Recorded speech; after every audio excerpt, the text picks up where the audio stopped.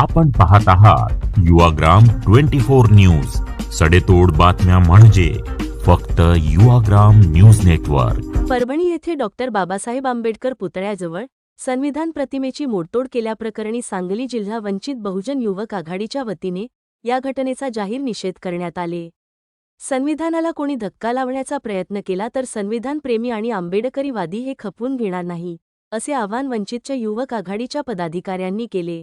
बाबासाहेब आंबेडकर यांचा परभणी येथील संविधान प्रतिमेची मोडतोड केल्याप्रकरणी प्रथमतः सांगली जिल्हा वंचित बहुजन आघाडी व मिरज युवक आघाडी यांच्या वतीने जाहीर निषेध करतो व डॉक्टर बाबासाहेब आंबेडकर यांनी भारताला दिलेले असे सर्वोच्च असे भारतीय संविधान याचा सर्वांनी मान राखायला पाहिजे.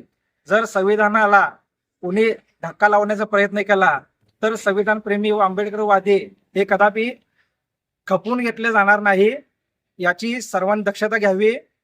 अन्यथा येणाऱ्या काळात वंचित बहुजन आघाडी या पूर्ण महाराष्ट्रामध्ये तीव्र असं उग्र आंदोलन करेल, याची दक्षता घ्यावी.